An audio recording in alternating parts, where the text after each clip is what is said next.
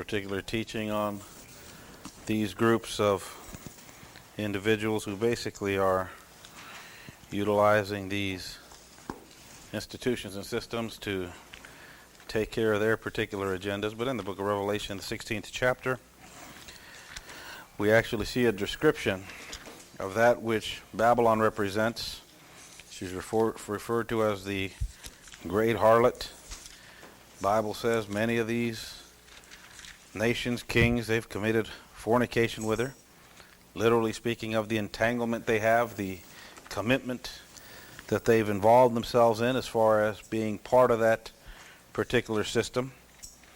And when we go on into the 18th chapter, and again, we just want to use this as our text in verse number 3. All nations have drunk of the wine of the wrath of her fornication. Kings of the earth have committed fornication with her, and the merchants of the earth are waxed rich through the abundance of her delicacies. The things that she possesses, the things that she has, they literally made a killing off of it.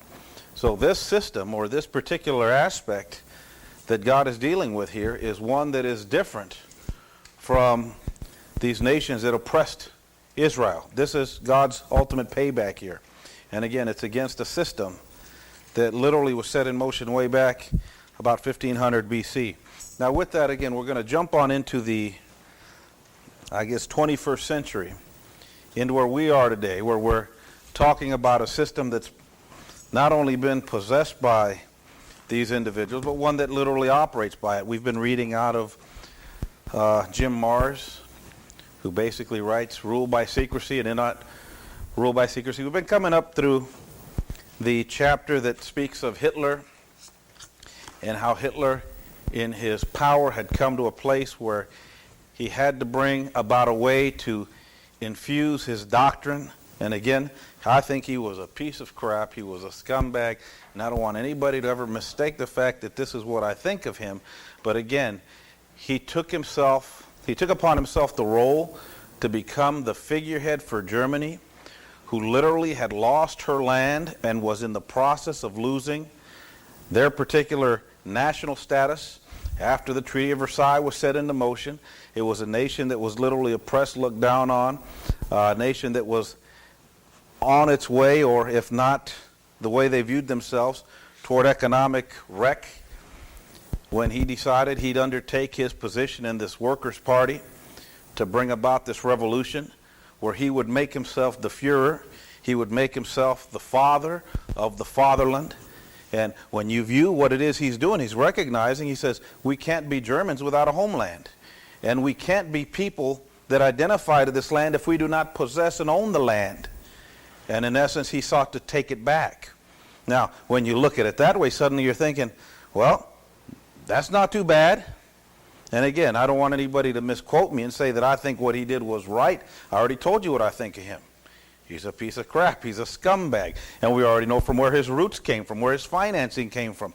But we know that he undertook a job, he undertook a role in teaching the youth and bringing about a system that literally changed the world. And again, I don't particularly think he's the greatest person in the world, but when Time magazine decided who's the man of the century, man, nobody changed the 20th century the way he did, or affected the 20th century the way he did.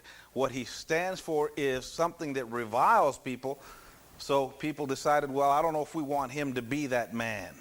And yet, he probably is the man that influenced the 20th century in a greater way than anybody else. Again, I don't say that to say he's a great man. I told you he's a piece of crap. I just need to say that because people are going to think that somehow I'm making him a big shot or idolizing him or making him right. I want you to understand that this guy basically recognized what it was that these people needed, and he simply undertook the task. All right? And again, who's the one that fronted him? Who brought up the money? He was financed by Europe. He was financed by Britain. He was financed, his war machine was financed even by the U.S. Now, we noticed that during the Russian Revolution that the Jews themselves in Russia came to a place where they began even to excel. And the way that they brought them into check, or the way they attempted to bring them into check, was to put them in public schools. We found that in order for Hitler to carry on his design, he had to start with the education of the young. He had to take the young and literally find a way to wrenched them from these old ideals, old values. We found that this Russian Revolution, this grassroots organized move toward communism that everybody tries to tell us is what happened in Russia, we find out that isn't how it worked at all, but that it was a change of ideal, it was a change of philosophy that was happening from the top down, not from the grassroots up. The reason that this Bolshevik revolution initially failed, this Russian Revolution failed, was because there was 2,000 years of Christianity embedded in these people, and they weren't willing to kill each other. Same thing happened in Europe. During the revolutions of Europe, they just couldn't come to the place where they were just going to kill each other because Christianity had been involved. And now again, I don't say that discounting what took place in 2 world wars. But much of what takes place is you can't bring about this utter destruction of these systems without first pulling down Christianity. And this is one of the things that we're dealing with here. Because the system of Babylon, again, because the role of the church is to withhold or withstand or to hold back Antichrist, the more we know about Antichrist, the more we can actually take our role as the church to withhold it. And for the most part, when you look at the church, and especially that active aspect of evangelical Christianity that thinks it's holding back Antichrist because it protests Harry Potter, you know, that evangelical set of Christians who think that they're holding back Antichrist because they protest against Pokemon and Digimon and all these Japanese comics. And as far as they're concerned, we're really fighting Satan. Okay? And what are they really fighting? They're fighting nothing. They say, well, we're opposed to Hollywood and their agenda. Well, that's an aspect of Babylon, but you don't gain anything protesting movies. And then if you really want to be a jerkwad, you'll do what TBN does with their son, and that's give him a boatload of money and tell him to make movies so they can take Hollywood back for Jesus. Jesus doesn't want Hollywood. And if you sit back and watch these idiots when they come out on their, TBN telethon, that's what they say. They're so excited because they're now competing with Hollywood in the movie-making business. And their own agenda is stated when they say, we're taking Hollywood back for Jesus. Hollywood was never Jesus's, and Jesus doesn't want Hollywood. Jesus isn't interested in that type of media. So when we talk about holding back Antichrist, we're not talking about protesting movies. We're not talking about, protesting comic book figures. We're not talking about protesting the social agendas as they unfold and evolve even in our own society. That's not what Antichrist is. They're just small aspects of Antichrist.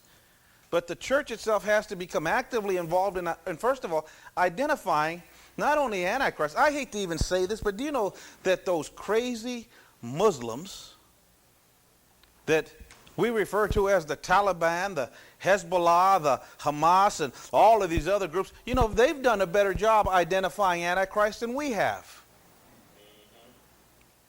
And I say this often.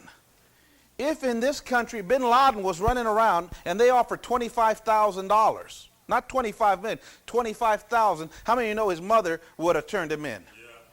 Huh? Why? Because in this country we're a bunch of money grubbers. It's just like that Unabomber. His own brother ratted him out. You think his brother said no to the reward? If it was this country, all you got to do is offer $1 million and everybody will rat out their own mothers. But when you put up $50 million for the capture of Bin Laden and his first lieutenant, you can't get any takers. Why? It's amazing, but people think, wow, that's like hitting the lottery, man. 25 million per person. Why won't they take it? Because they've been able to identify Antichrist and the spirit of Antichrist and even the system through which Antichrist works. Now again, I'm not saying that money's evil because Jesus didn't even say that. It's the love of money that's the root of evil, not money. But what we have to know is that this system literally uses what I refer to as the religion of money. Because money in essence is a religion. You don't have any, but by faith you work expecting a payday. You never ask for the banking account or the checking account of your employer, but you still work for them. You don't even scrutinize your boss the way you scrutinize a preacher. You don't know if your boss is putting cocaine up his nose. You don't know if he's consorting with prostitutes. Yeah, or if he's out back with the boys. On the down low. Huh?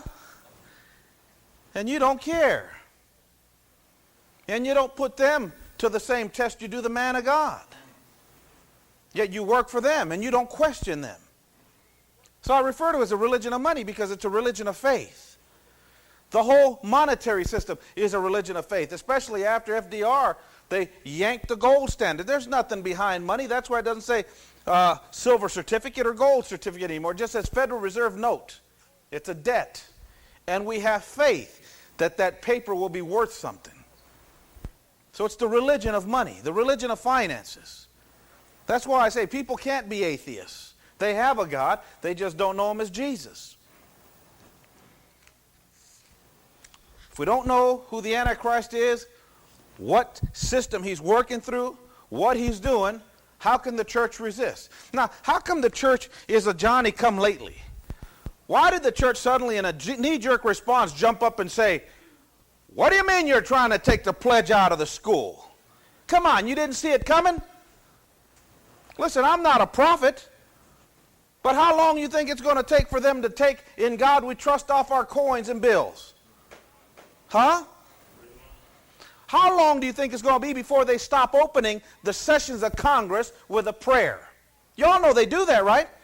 The same guys that are crying about separation of church and state still open up congressional sessions with a prayer by a chaplain who's on federal payroll to pray. How long do you think that's going to... Look, I'm not a prophet. I'm just telling you that because I recognize Antichrist, because I recognize how he works, I know exactly what's going to happen. Why suddenly does Newsweek come out with their article that literally speaks of one nation under God and God being taken out of the Pledge of Allegiance? And everybody reads that and gets alarmed in the church, and a knee-jerk response reacting to what the world has done suddenly decides we're going to mobilize. How come you weren't mobilized prior? You want to know why? Because they're too busy acting stupid with Hollywood and their homosexuals. They're too busy acting stupid fighting against Pokemon. They're too busy acting stupid chasing around, demons and Harry Potter and Teletubbies that are gay and all of that other junk and what's happening politically. Now listen, does Tinky Winky, the purple Teletubby with the triangle over his head that carries a purse, is he shaping or is he turning the moral agenda? Is he changing the zeitgeist of this country? No. How about Pokemon? So your kids run around and got a ball hanging on the backpack. Is that changing the system in our world? Huh? The fact that kids run around and got Harry Potter in their backpack, is that changing anything? Is it? But there are men in positions of power who can say, saying God in the Pledge of Allegiance is unconstitutional. And where was the church prior? And why wasn't it active? And why weren't people screaming before? Now, do you know how politics works? Politicians don't just come in and say, we're going to yank this out. Or these grassroots movements of atheists, these minorities, because they are minority groups with loud voices. They don't just wake up one day and say, hey, let's get rid of under God in the Pledge of Allegiance. They don't just wake up one day and decide this is their agenda. They throw ideas out and float them, and if nobody reacts, then they escalate. You know that, don't you? You can't just wake up one day and say, hey, we're going to ban this from the Pledge of Allegiance. Before you do that, you have to, first of all, start diminishing the Pledge of Allegiance. Where's the church been? And why has the church been so asleep at the wheel? See, what I want to do, I'm just reading this stuff. I just want you to understand that there's things out there that you can find out what the spirit of Antichrist is doing. And when Paul talked about Antichrist, he says the spirit of Antichrist is now here and operating. If he was not here now and operating in the days of Paul, how do you think he's operating today? All right, so we're reading Inside American Education, The Decline, the Deception, and the Dogmas. This is Thomas Sowell. That's where we left off. We were reading about this cultural revolution that happened in education where they started saying things like, we've got to speak about multiculturalism, and we have already established God is not multicultural. God isn't interested in multiculturalism. That's why he said, Israelis only, sons of Abraham only. I only want descendants of Hebrew. This is it. That's all. End of story. Hittites, forget them. Canaanites, I don't want them. Hamites, no. Everybody else was excluded. God is not a multiculturalist. It got to the point where he said to Abraham, make sure your son marries somebody from his own kindred. And then Jacob had to do the same, remember? Abraham, Isaac had to get one for Jacob. Jacob had to get one for his son. God's not a multiculturalist. Somebody says, well, what about the New Testament? He isn't interested in multiculturalism. You read in the book of Acts, it said there was people from every nationality under the sun, but they were Jews. Listen, you read the book of Acts, what does it tell you? People were there gathered from every nation under the sun. Isn't that what it says? But why were they on the feast why were they there on the Feast of Pentecost? Because despite the fact that they were from every nation under the sun, what were they to be there on that Jewish feast day? Jews. They were devout Jews, but where'd they live? Everywhere except Judea. So God still isn't multiculturalist. The church, or the inception of the church, began with saving who? First the Jews.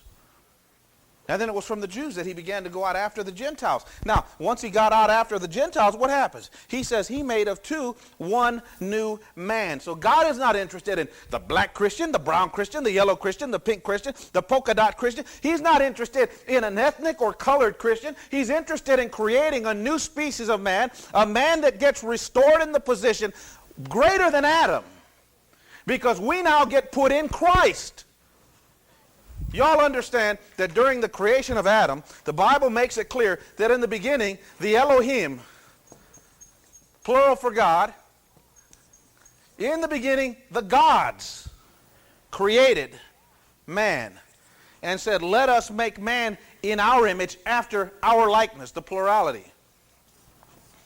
Dr. Hager touched a little bit on this, but when you read the original text in the Hebrew, it says, and God took that inanimate dirt man as he laid there in the ground, just formed from the ground. It was an inanimate piece of clay, just a body, just a clay mannequin made from dirt, red dirt. That's why his name was Adam. That's why her name was Adam.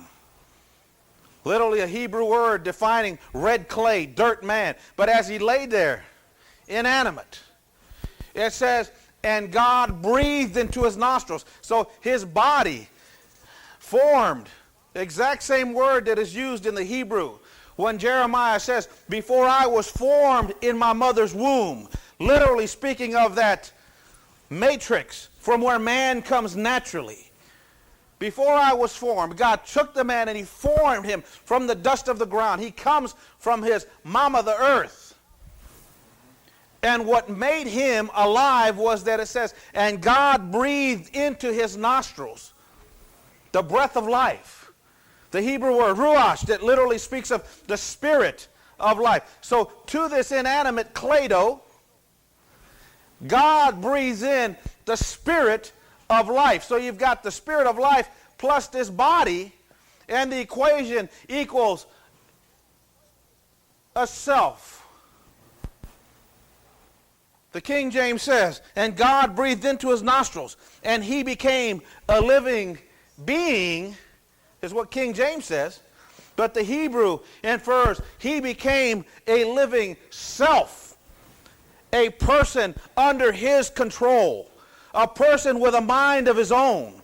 A person that had the free will and had literally the moral agency to say yes or no to God. He became a living self, a mind of his own. The creation now complete. This was the creation of Adam. When Adam fell, He fell below the ranks of the angels, below now and subject even to the earth. But when Jesus comes as the last Adam,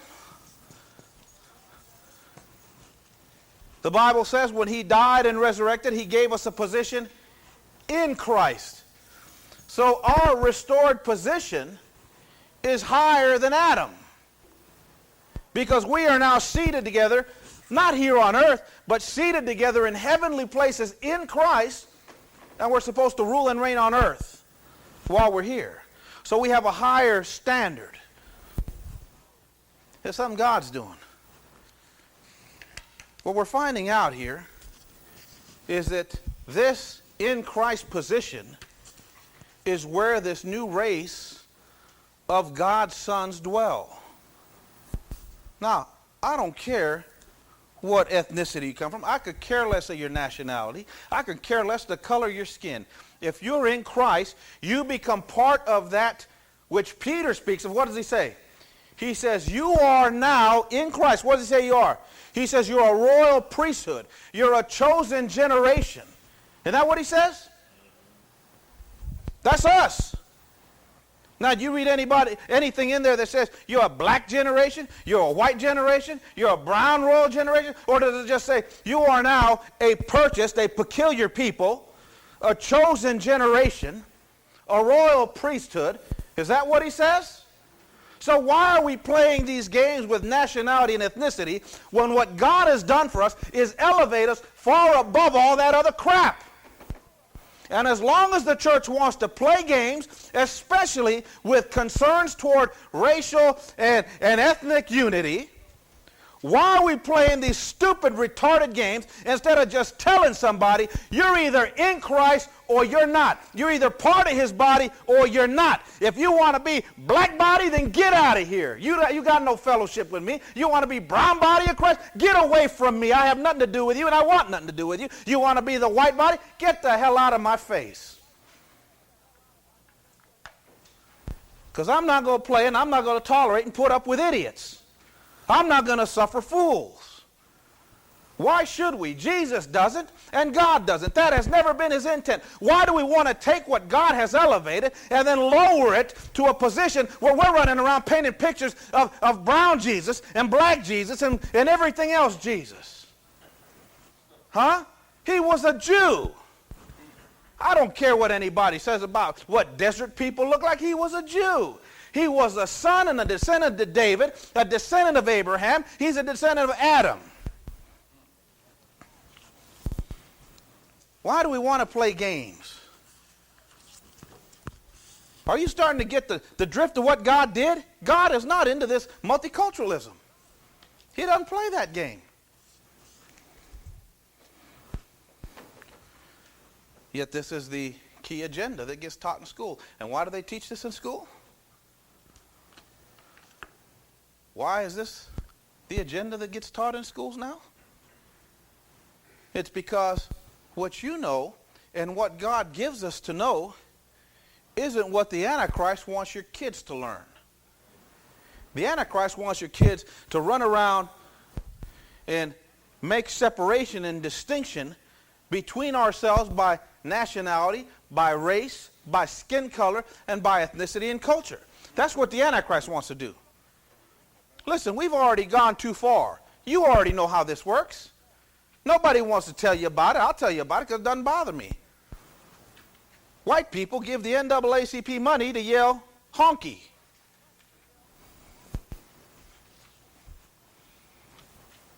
There's money in racism.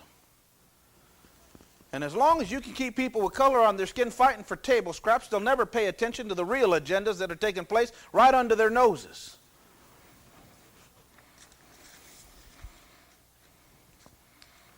God isn't into multiculturalism. God isn't into racism. God isn't into sensitivity. How sensitive was God, or how sensitive was Jesus when he told that woman that came to him, it's not right for me to give the children's bread to the dogs? How sensitive was he? Was he sensitive to her? How sensitive was he to that woman at the well who comes and says, oh, our fathers, they worship in that mountain, but the Jews, they believe they should worship at that mountain. And what did Jesus say? Man, your fathers know not what they worship. How come he beat up her religion like that? Why did Jesus say that to her? Your fathers know not what they worship. Why did he say that about her religion? She was a Samaritan woman. Shouldn't we just have respect for all religions? And even the other religions tell you things like, oh, you know, Christians need to be more like Jesus because Jesus just tolerated Jesus didn't tolerate nothing. And we're stupid if we listen to those people try to tell us what Jesus is and what he did. Jesus didn't tolerate that crap. Remember that? Look, turn to John chapter 4 there. I want you to see this because we want to just lay this thing to rest. Because this is the stuff they teach your kids. And then most of us wanting to be good human beings, we get our kids to say, look, you have to respect all people. You have to respect all their religions. Now, people are going to think I'm a nut telling people there's some religions you don't need to respect. But you can't be a Christian and run around acting like you have respect for everybody's religion. Especially those religions that say that you're an infidel and that you should be killed. On the contrary, if I find out you want to put a contract on my life, you better watch your back.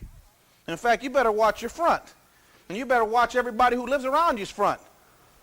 Because I ain't stupid.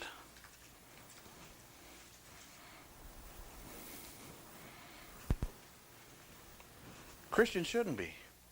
In fact, I'm not going to do it, but all I'm going to do is tell you this. Every time a nation, every time a people with another God determined to come against the people of God, God would tell them what they were planning, and they would take the offense and kill them all, wouldn't they? Well, how come that never happens anymore? How come Christians in North Africa getting the fire beat out of them by Muslims? Is it because Christians are weak? See, Christians learned how to be martyrs. Oh, they're coming to get us. Oh, Jacob, it was nice knowing you. Oh, praise the Lord. You ready to die, brother? Yeah, okay. You know, here come the bad Muslims with guns and fire. Oh, Jesus, you know, into thy hands we commit ourselves. What the heck good are you to God dead? Huh? See, but this is the way Christians have learned Christianity. Is that the way the people of God behaved when people were coming after them? Did David say, hey, God, they seek to come and eat my flesh like dogs? Did he say, well, I'll just roll over and die and be a nice Christian martyr? Or did he cry for the Lord to help him? Lord, break their bones. Lord, beat them before my eyes. Huh? Spoil them. Kill them and then let me spoil their goods in front of all my enemies so all my enemies can see what happens to people that don't like me. Doesn't anybody read this anymore? I don't want to be a martyr. And I don't want Christians to be martyrs. See, Christians, you know, we're the first to jump down anybody's throat who says our religion's in danger, and they go on the offense, and we look and say, oh, you're trying to commit genocide. The story of the Hebrews in this Bible is that everybody that tried to commit a genocide toward them, what happened to them? They all got killed, and God did most of the killing. How come Christians around the world that have been missionaried by Americans and by British, how come they just all roll over and all they are is good? I mean, they just target practice. You ever notice that about Christians? Oh, I'm ready to meet my maker. Put that tire of gasoline around me. I'm ready to go.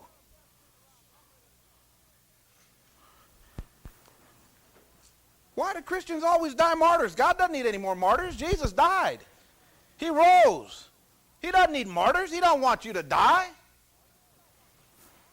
I already had a talk with God. I ain't dying like that. I made a deal. I told God, if China ain't going to get saved, I ain't going. Me and God, I talked to God about that. I ain't dying no martyr. But it ain't happening. They said, you save China, I ain't doing it. I'm going to make it tough for him. 1 billion people or nothing.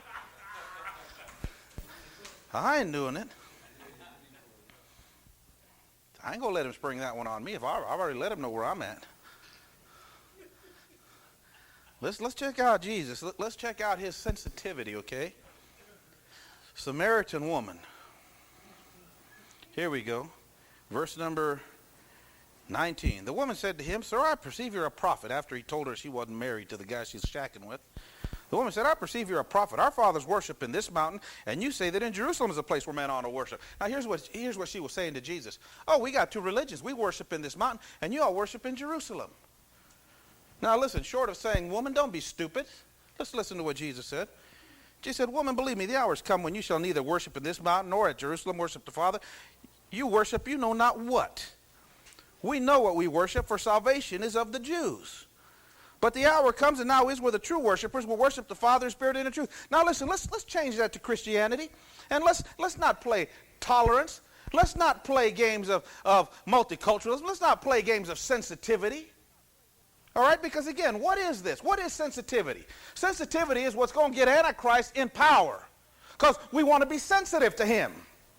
We want to, allow other cultures to, we want other cultures. We want, we don't have no problem with them. Hey, listen, I'm a Mexican guy. I'll tell you right up front. I got a problem with that Mexican culture, especially the male culture. 1 out of 4 are drunks. 1 out of 4 are drunks that will die of alcohol-related conditions. That's right, domestic violence and sexual abuse that comes as a result of this drunkenness. I got a problem with that. Now, you want to run around and say something like, oh, we got to accept these cultures. They're all good. Really? They're good, huh? Till your daughter marries one. Jesus, how sensitive was he to this woman? You worship you know not what. Now let's put this into today's terms. Somebody comes to you and says, oh, you're a Christian. Oh, I believe Jesus was a prophet along with Buddha and along with Muhammad and along with Confucius. Oh, there's a lot of wise men that have graced this earth. Now, are you supposed to say something like, oh, I perceive we're of different religions. Well, can we just agree to disagree and be pals? Or is it okay to be like Jesus? Let me say this for all those what would Jesus do buttholes. All right? Let me just say this for all those what would Jesus do buttholes. All right? Because I don't have any other word to describe these people. If somebody ever comes and says, oh, I'm of the Baha'i faith and I believe Jesus was an incarnation of the Buddha and he's just like any of these other wise men that graced our presence. If you go, oh, by the way, it says, what would Jesus do? What would Jesus do? Man, you don't know what the heck you're talking about. Man, shut up. You don't know what you worship, but we know what we worship. Isn't that what he said to her?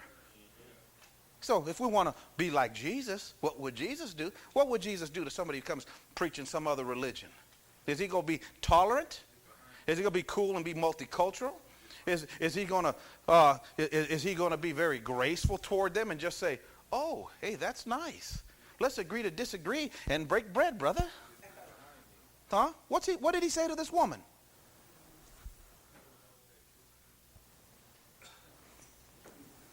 See, they would have said, Jesus, you must hate women because you just blasted some woman.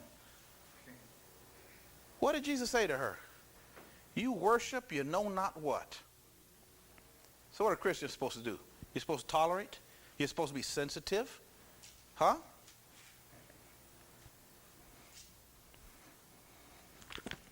All right, let's read a little more. Now again, the whole idea of multiculturalism makes you a racist. The whole idea of being, quote unquote, sensitive toward other cultures makes you racist. We found that all of these things spring or from these things are birthed even greater acts and responses of racism. Now we're going to talk about something called relevance, because everybody runs around speaking of relevance and relative theory, relative doctrines. Because, relativity basically means what's good for Whitney might not be good for me because we're different colors. And what's good for Whitney and might not be good for me might be different from Zan because he's white. So everything's relative. And this is something that everybody's going around to. Everything is just relative. It's just going to be different. You can't expect everybody to obey the law the same. If somebody gave us all the test to join the fire department, here comes Whitney. Somebody says, well, that's not fair because Whitney was born in a black neighborhood. And, those black neighborhoods had black schools. And when you're in black schools, you don't learn how to take tests in black schools. Well, listen, if you got kids, listen, this is my argument. If you got kids in a black community who don't know how to take tests when they grow up, you better take it up with your school board. And take it up with your city councilman. And if brown people can't take tests because they just say, well, white people are the only ones that know how to take tests? Do you hear what you're saying? These civil rights people that jump up and say, blacks and Hispanics can't take tests like white people. Do you hear what you're saying? Do they hear what they're saying? What are they saying? Oh, we're inferior. We're stupid. Well, how many of you ever heard the saying, it's not fair to give kids SATs because they're ill-prepared to take SATs? Well, whose problem is that? Where's mom and dad? Relevance. You know what relevance means? It means nothing. Relevance, this is a side note. Relevance means nothing. Relevance is irrelevant. Isn't that a jewel? Hey, was relevance to Jesus, did it mean anything?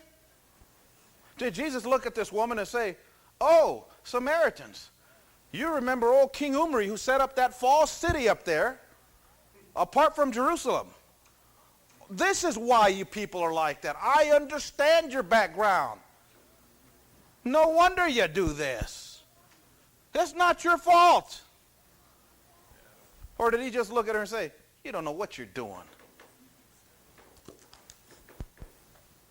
So you want a nice quote here? Relevance is irrelevant.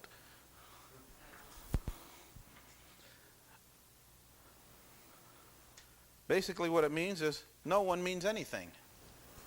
If somebody comes and says, Daniel, you can't say that to Whitney because he's black. It's irrelevant to him. Oh, I'm sorry, you're nothing. Don't say that to Joe. Why not? Well, he's Hispanic. He don't get it. Oh, I'm sorry, Joe, you're nothing. When I say it to Zan, it's like, oh, he gets it. It's relevant to him. He's somebody. Are you starting to get the picture of what these words mean? And yet, who are the people running around speaking about relevance? It's us, minorities. We're always looking for relevance. We're always looking for sensitivity. And by the way, let me just say this. The people on the cutting edge of these philosophic, ideological movements, some of them are Jewish. Do you know why God has to tribulate them like he does? Because he's got to shake this crap off of them. When Simon Wiesenthal, when they dedicate that museum of tolerance that breaks everybody's heart that goes to see it, everybody goes over there and you see pictures of stacks of teeth, pictures of spectacles that represent dead people, all the trousers and the shoes. Everybody goes and, oh my God, 6 million Jews killed because a madman decided he wanted to cleanse the earth of Jews. Now, I agree. I'll be the first one.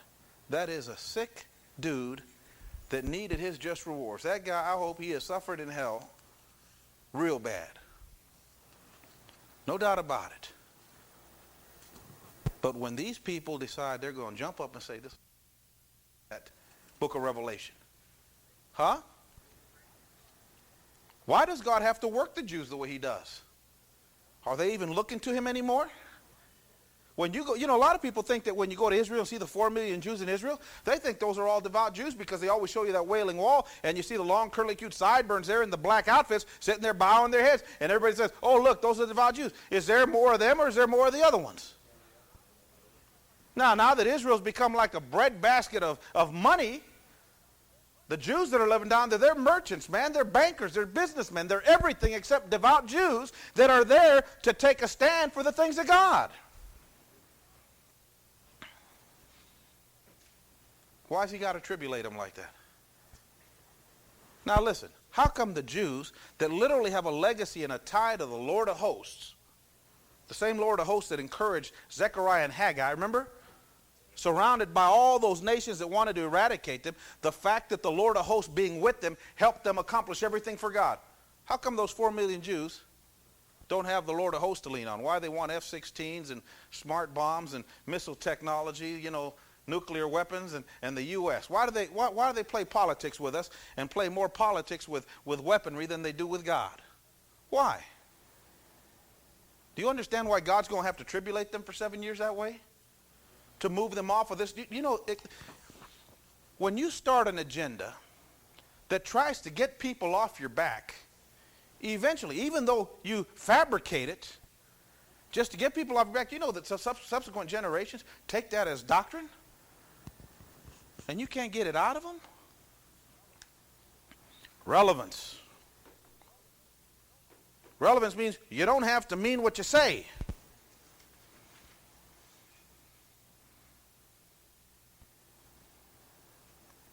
You don't mean what you say?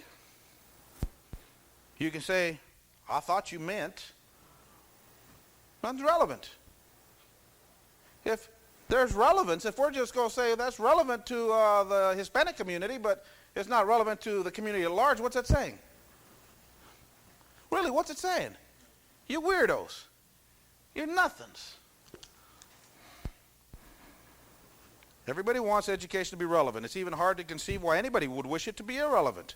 Those who proclaim the need for relevance in education are fighting a straw man and evading the crucial need to define what they mean by relevance and what particular definition should prevail, because everybody that speaks of relevance never tells you what relevance means. If somebody says, we're going to try to push relevance toward all the educational system, if somebody says, excuse me, what is relevance? What does relevance mean in the black community? And what does it mean in the white community? What does it mean in the Hispanic community? And then what does it mean in the Oriental community? What is relevance? And yet this is what they teach your kids. Beginning in the 1960s, insistence on relevance became widespread in particular, and a particular kind of relevance being sought was typically relevance judged in advance by students who had not yet learned the particular things being judged, much less applied them in practice in the real world. Relevance thus became a label for the general belief that the usefulness or meaningfulness of information or training could be determined a priori or prior to learning. No one should ever be trying to learn something for which one sees no relevance, kind of like we did with algebra. Remember algebra? Why do we need to learn this? We'll never use it in life, right? That's what it's talking about. So in other words, why do kids get to determine what's relevant or what's irrelevant when they haven't even experienced life?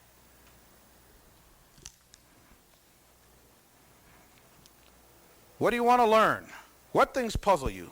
What are you curious about? What issues concern you?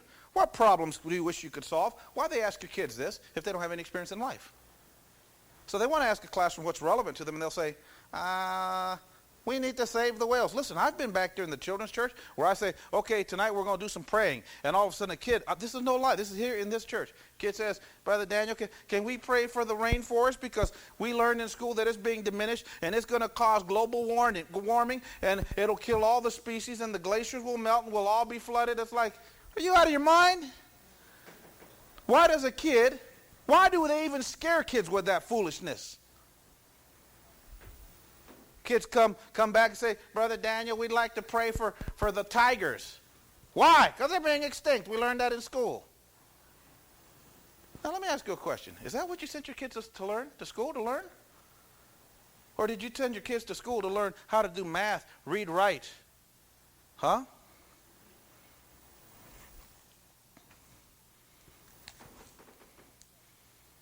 It's easy to see how this particular concept of relevance is consonant with trends toward more student choice, whether individually in choosing among elective courses in schools and colleges, or collectively in designing or helping design the curriculum. At the heart of relevance is the relevance notion is the belief that current emotional responses are a reliable guide to the future usefulness or meaningfulness of education. Although this assumption is essential to the logic of the argument for relevance, Carl Rogers, one of the few that made the assumption explicit when he said that a man who would do what he felt was right in this immediate moment would find in general to be a trustworthy guide to his behavior. Basically what it means is that if it felt good or if it did good when he did it, then it's right. Listen, we're not going to spend a lot of time in relevance, but this is where we get these idiots who'll sit there and ask a young black boy, what would you do if your tire went flat? Well, I'd beat a kid and take his tire. And they'd say, very good. That works in your society, in your spectrum of life. What would you do, little Dan Zanolini? And Dan says, well, I'll go to the gas station and pay the guy to borrow his tools and fix my tire. Oh, very good, Dan. That's relevant in his life, but this is relative in his life. And they're both correct. Now, why would somebody tell you that this relevant thinking or this relevant idea or what they did at the moment to solve their problem was correct in either way, when basically what you're telling blacks and Hispanics and minority kids, y'all go to jail anyway. You just keep thinking that's right. Huh? Under the guise of relevance. Oh, Whitney, excellent choice. You really did solve your problem. Well, what's going to happen when the police find him?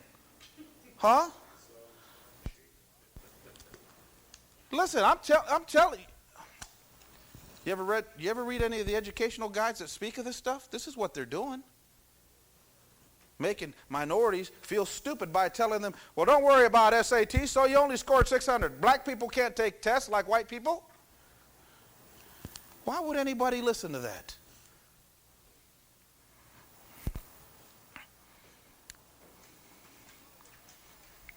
It's hard to imagine how a small child, first learning the alphabet, can appreciate the full implications of learning these particular 26 abstract symbols in an arbitrary fixed order. He's making a point. When a kid learns his ABCs, do you think he can find relevance in what he's learning? Think about it. When your 3- and 4-year-old are learning their ABCs and he says, what am I ever going to do with this? Does he have any idea what he's learning them for and why he's learning them in that order? So would you allow him to choose what he wants? Let me ask you a question. When college students stand up and yell something like, we need Chicano studies programs. We're talking about, youngsters barely learn how to wipe their boogers and take showers daily, who have never participated in the world. We're going to allow them to tell UCLA, USC, Stanford University, we're going to allow these people to tell them what they want in school. If you don't give it to us, we'll starve. I say let them starve.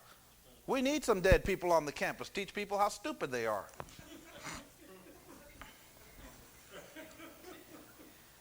We're talking about relevance. What do they know? Yet this lifelong access to the intellectual treasures of centuries depends on his mastery of these symbols. His ability to organize and retrieve innumerable kinds of information from sources ranging from encyclopedias to computers depend on his memorizing that purely arbitrary order. There is not the slightest reason in the world why a small child should be expected to grasp the significance of all this. Instead, he learns these symbols and in this order because his parents and teachers want him to learn it, not because he sees it relevant. So is learning the ABC something anybody should discuss as relevant or irrelevant?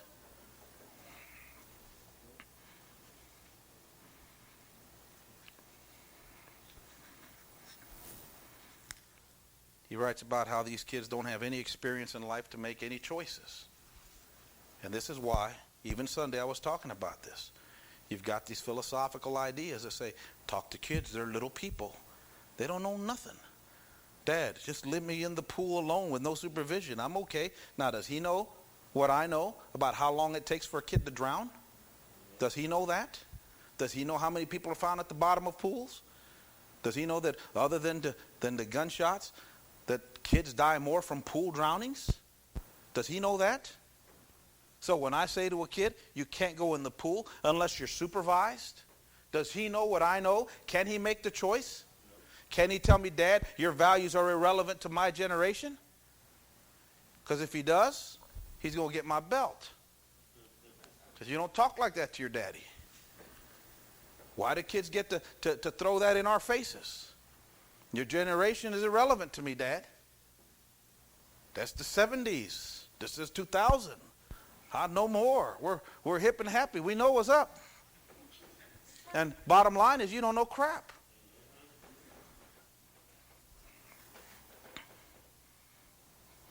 The vision has not only been a part of many radical experiments in American education, beginning during the 1960s, but it was also the foundation of even more radical educational experiment in schools and colleges in China during the Great Cultural Revolution. Now, you remember what happened during the Cultural Revolution of China? Doesn't the title, The Chinese Cultural Revolution, sound almost wonderful? Almost like the Age of Enlightenment? You know how the Cultural Revolution happened in China? They're like, you play music? Yeah. Take him out and repatriate him. and you smashed his guitar. Charles, do you read a lot? Yeah. Smash his glasses and bring him over here so we can repatriate him. Y'all know what the Chinese Cultural Revolution really was? Huh? Sounds wonderful, but you know what it was? They're going to make you all think the same. Now, everybody thinks that relevance in these new philosophic thoughts are solely American, but where'd they come from? Huh? Now, let me ask you this. If it failed in the communist nations, why are Americans so hell-bent on fulfilling it?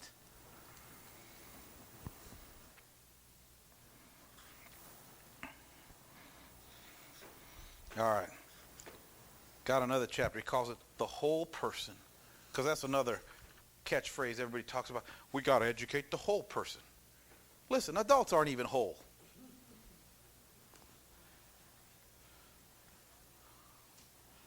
See, our life's quest is to achieve some kind of wholeness or wellness. I mean, I'm an adult. I ain't whole yet. How am I going to be teaching the whole kid if I don't even know the whole kid?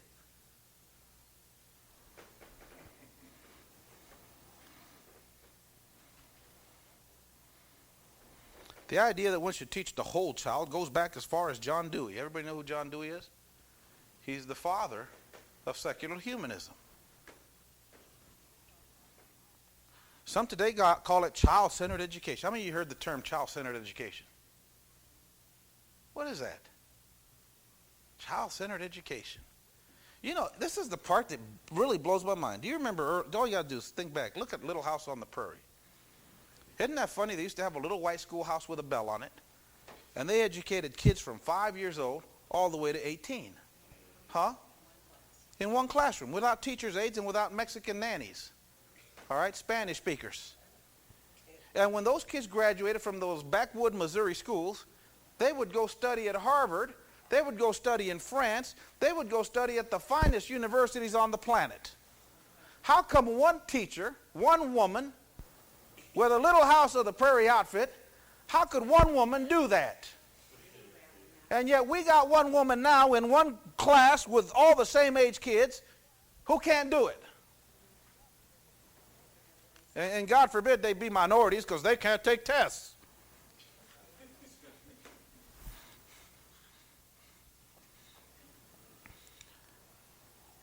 The whole person? Some today call it child-centered education at the elementary school level and teaching the whole person in high school or college. The idea of tailor-made education, varying with the social background and psychology of each student, is related to the notion of relevance. So to teach the whole person, you got to find out what they are. So if they're black, you got to understand the black guy and the black girl. If they're brown, you got to understand brown people. So what does it mean? You got to grab that theory of relevance and then apply it. Well, let me get this straight. You mean you can't teach a white person, a black person, a brown person, and they'll all get it? Now, by nature itself, you tell me, what is this saying? What are these doctrines saying? Are these doctrines going to unify America? If we say, look, here we got Lorraine, then we got Joe, and then we got Charles, and then we got Zan. We got different color folk here.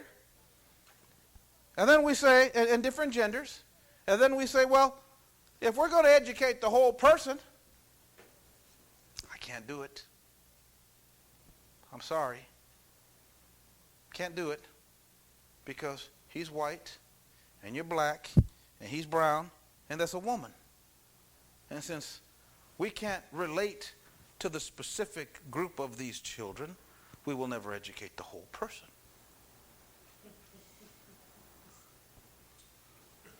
You know, here in Hacienda Heights, I got a kick out of it, but they actually separate the school. If you had a Hispanic last name, you went to school from 12 to 3 because they taught in Spanish. And there was white kids whose last name was Garcia. I'm talking blonde, blue-eyed white kids whose last name was Garcia. There was a Mexican in the woodpile somewhere in that family. But they were about cracker white as you can get, didn't speak no Spanish. But just because of his last name, they put him in from 12 to 3. And they would come in and say, we don't speak Spanish. Oh, yeah, but you got to be in this class because your name's Garcia. So they knew better. That happened here in Hacienda Heights because they wanted to teach the whole person.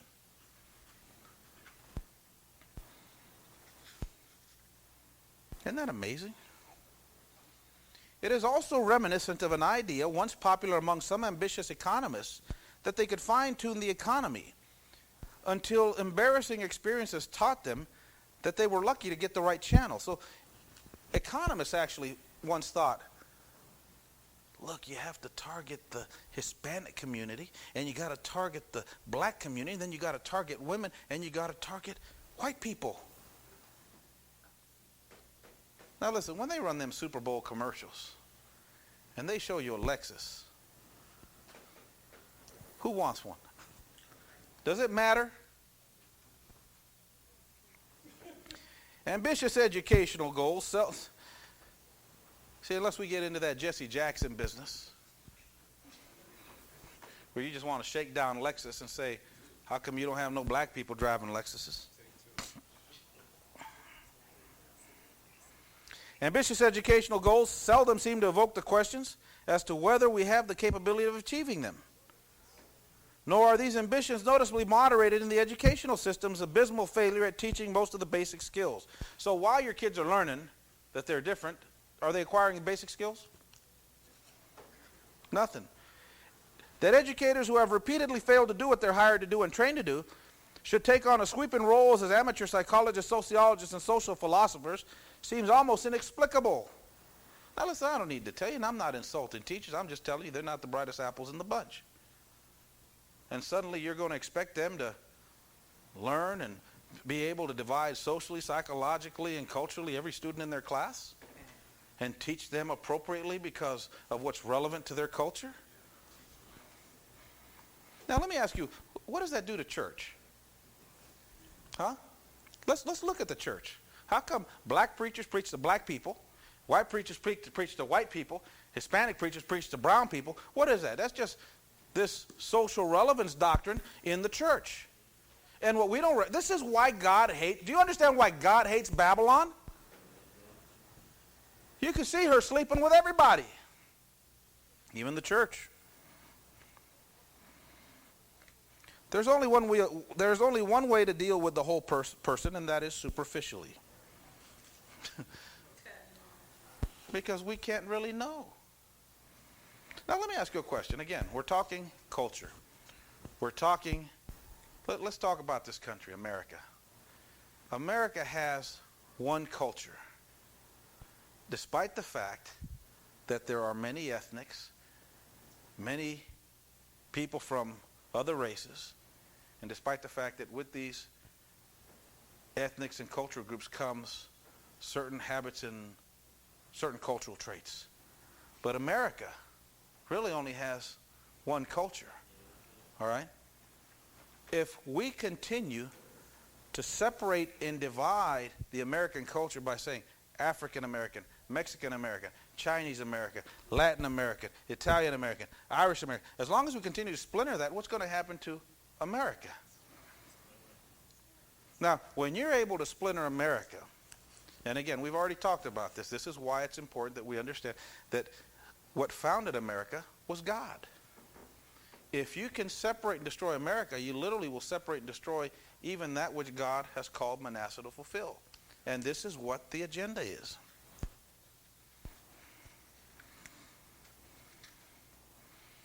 Other countries whose educational systems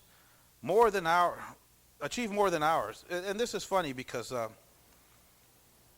what he does is he starts pointing out other cultures who basically have done what we failed to do. A good example is, listen, y'all, look, I'm not going to broad brush this, but you're going to understand.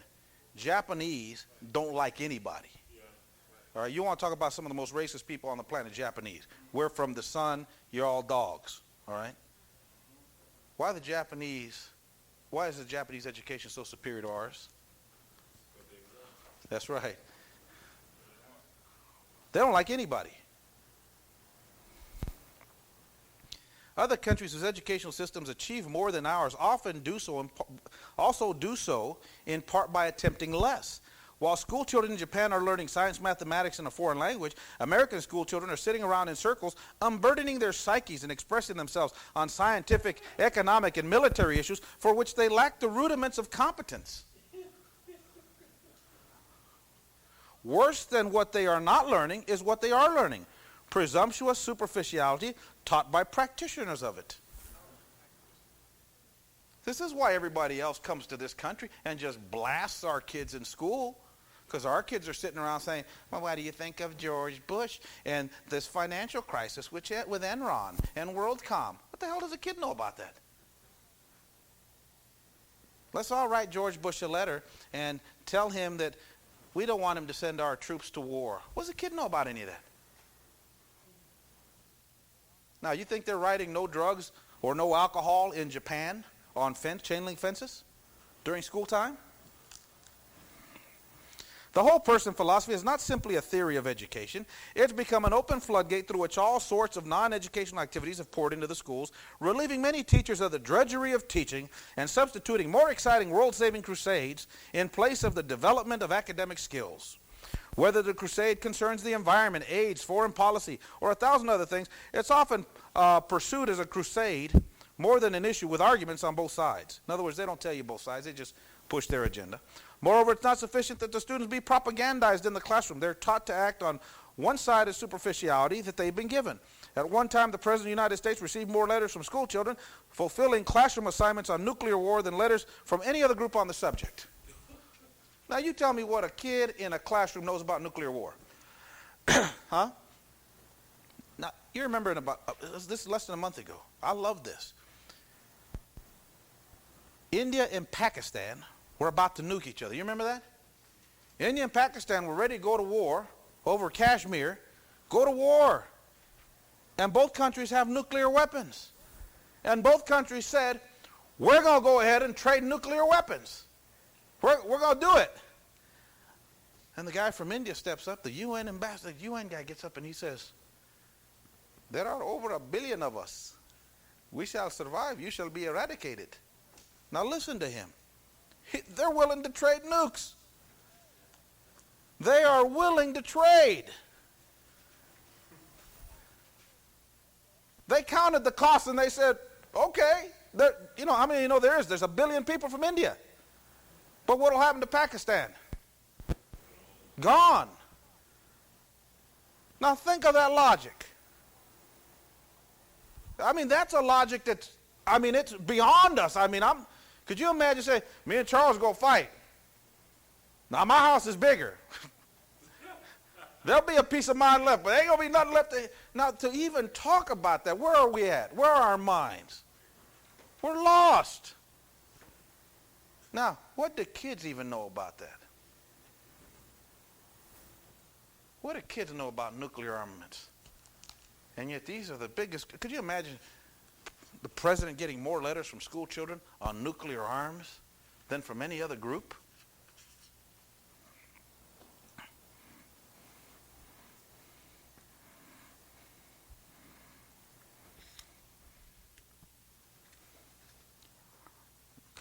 We'll talk about role models next week.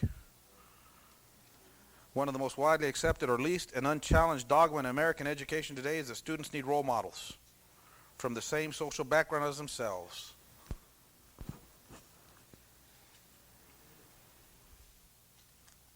That's why I guess they didn't like the Frito Bandito. And nobody challenges that idea. It's not like we can look at a fireman and say, wow, we all want to be a fireman. It's got to be a black guy. It's got to be a white guy. It's got to be a brown guy. You can't just want to be a fireman. You think when people saw John Glenn, they saw a white man, or you think they just saw an astronaut? Huh? All of these things we're talking about that absolutely have nothing to do with God have made their way into the church, and it's part of the agenda of the Antichrist. This is what the Antichrist utilizes to literally render the church incapable of resisting. And as long as we're playing these games with these agendas, what's happening to the church? Are we going to be effective? Now listen, understanding that all of these little words, all these nice words, multiculturalism, tolerance, sensitivity, the whole person. Now, if you're a white teacher and somebody comes and says to you, here you go, you're going to have to read this because before you can teach black kids, you're going to have to understand black people. What do you think that white teacher's going to say? Huh? Oh, shoot, I hate black kids in my class. Well, hey, the Hispanics are coming in. They got a bigger book for them. Huh? And then once that white teacher reads these books, suddenly they're experts in black and Hispanic culture, aren't they? And once they're experts in black and Hispanic culture, who takes a greater role in the life of their kids? Their mom and dad or the teacher? These things are designed to take away the power that parents have over their own kids. But what they do even more so is they continue to divide and grow a greater sense of racism and a greater sense of difference. Instead of being Americans, it's like, before you can teach white kids, Charles, you got to read about white kids. If you can teach brown kids, you got to read about brown kids. And what happens? You just sit there like, what, they can't learn like normal folk? Yeah.